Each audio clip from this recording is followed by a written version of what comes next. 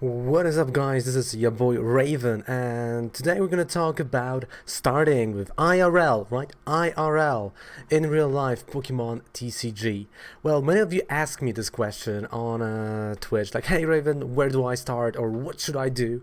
And I've decided to, make it a two-part video, because one, you start from, not knowing what is online, you never played IRL, you never played online.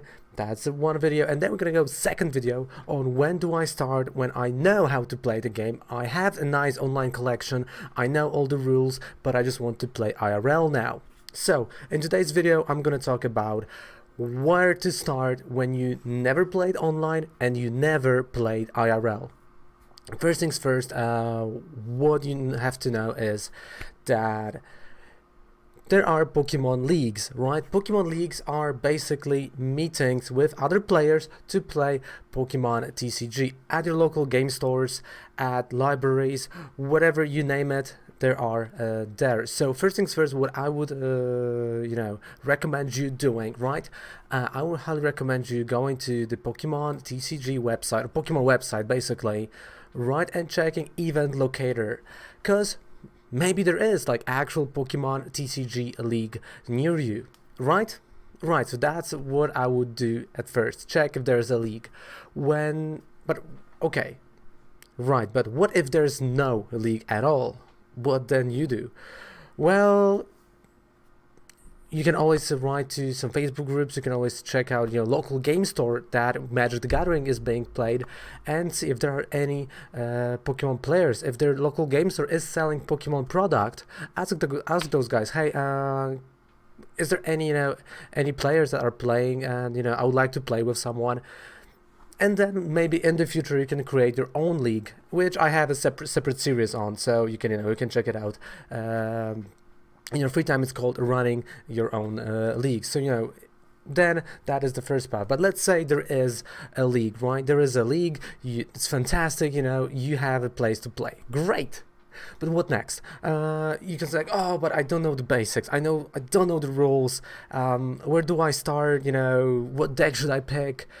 And the answer may be a little bit off to someone, and probably a lot of people will disagree with me, but what I would highly recommend for you at the moment of recording, and it's March 14th, the time of the recording, so definitely as the newer sets are gonna come out, this answer might be a little bit out of date, but the core will stay the same.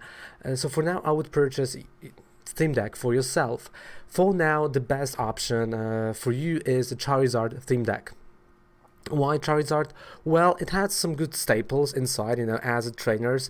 It has a good energy base, but also has a card that actually sees, some nice play in standard. And I'm actually gonna, post a full Charizard deck next Monday on the YouTube channel, so you can check it out for yourself. So this, like, you want to start somewhere, right? Normally you would say, like, oh yeah, buy booster box, buy elite trainer box, because there are dices and you need dices. Well, you can buy dices, normally you don't have the set symbol on the dice, because you're starting out, right? You don't want to put a lot of money into something you're not familiar with, you may not like in the future, right? So you want to start baby steps, right? Baby steps. So don't think about boosters yet, don't think about booster boxes, don't think about elite trainer boxes, right? Like, those are not interesting you at the moment. The same goes to tins, right? No, like, leave the product alone. Start with a nice team deck, which is Charizard for the moment.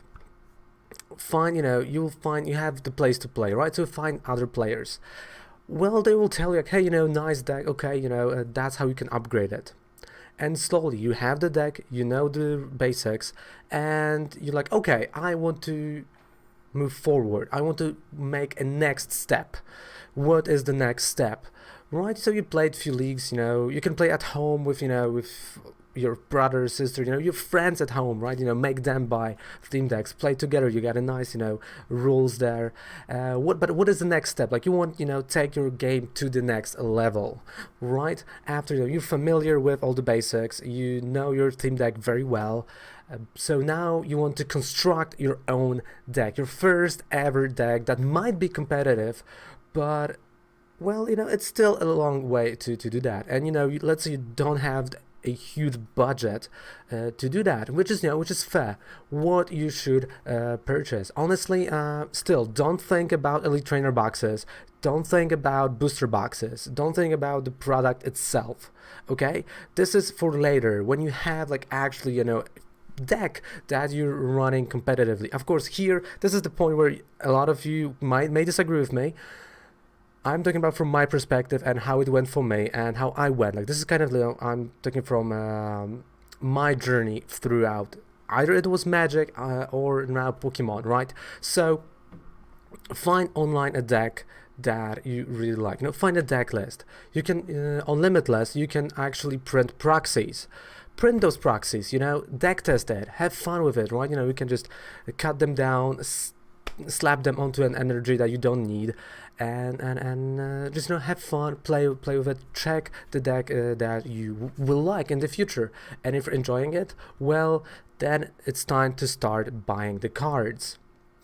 Probably if you have a league, there are going to be people that will be selling them because they have them in their collections. You can always ask someone like, hey, I would need this and that, do you have it? But if you don't have those people, where there are Card Market, Troll and Toad, Facebook groups, and kind of what I use the most, because of my country is not the best place for singles market. I use eBay personally, and that's where I purchase mine. There's no local game store that sells singles, right? So I have to buy abroad because the prices are better from abroad than just purchasing from some random dude at a Facebook group. But that's how my country works. It might not be the same for you, but honestly, this is one of the ways. So I'm like, okay, but there are new sets coming out almost each 3 months. Well, should I invest in those huge Pokemon first, or should I invest in the trainers? And that's what I would say: invest first in the trainers. Okay, just because invest in the staples that go to every deck. For example, as of time of the recording, that's Cynthia, that is Guzma. They are IRL not that expensive. Of course, because they are super expensive, but you can get a nice playset of Guzmas for like €4, €3 maybe. And again, you can say, okay, but I'm in Europe, there are different languages. Which language should I pick? Honestly, pick the cheapest version, because at the end of the day, language on the card, like what card is doing, and we got a nice app on our phones, which is Pokédex. I think it's called Pokédex, that if you slap the picture, it actually translates the card for you, and when you're playing, you can have the screenshot of the card next to you, and the card, let's say German in Europe, it's legal because you are from Europe and you can play it with it, right? So each continent has their own languages that are legal, and a lot of times, or majority of the times, German or French version is half the price of the English one. So if this doesn't bother you, why overprice? Why pay more, right? For example, and I think that's a good example, if you look at 2018 world champion Robin Schulz deck, he has many different languages of different cards, just because it is more convenient and it's a lot cheaper, and it can get expensive. So you go for those staples like Cynthia, Guzma, some Nest Balls, maybe Rare Candy if you like to, because you have Charizard at this point. And let's see, okay, I had those staples. What is my next step? Well, now you deck tested a lot of things. Maybe someone borrowed you a few cards.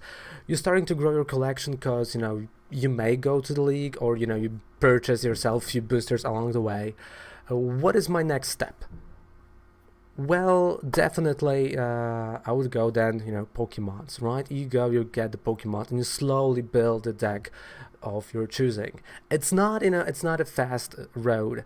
I would not dump, and I highly not recommend dumping a lot of money into the game at first. Just grow with it, like take the journey, right? Make the journey. We all went through this. I went through many decks until I get the one that I actually loving, and I want that actually I'm using right now. And it took some time. It took some digging for cheaper versions of the cards, or just someone listing a cheaper the card cheaply, and that's okay. But let's say you don't have you don't have the league, you don't have anything. All you know is that there is a pre-release coming. Well, this is another fantastic place to start your adventure, because you already will receive a lot of staple cards, and you'll have the brand new set and brand new cards to build something from it, right? But if you want to regularly play what the camera is doing, it's weird. Start with a nice Steam Deck and then slowly go. There's a different path for the person that actually plays online, and that's gonna be separate video, because they know the meta, they have the decks, they know the stuff, so that is different. So, but as a new player, avoid the trap of, for example, having 20 energy. No, 14 is a lot. 14 is the top that you should look at.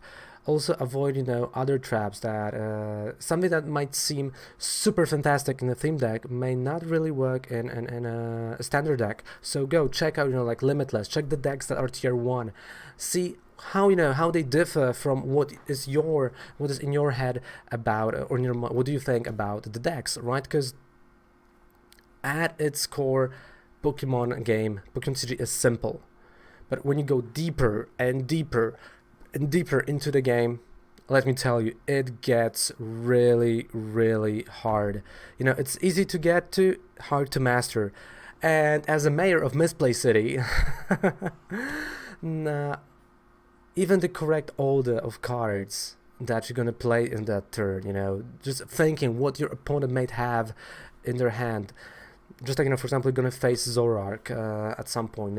You have to have in the back of your head, he always has DCE, which stands for Double Colors Energy, right? And that's my big advice, and that's where you should start. Nice Steam Deck, and then slowly, gradually expand the collection.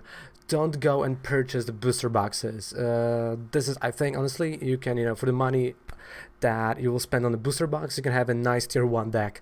So yeah, don't do that at first. When you have your deck, right? When you have the deck you want and desire, and you have a spare money to just burn, go for it. Why not? But during the league, or like weekly, you'll purchase yourself a 1 booster or whatever, and it's slowly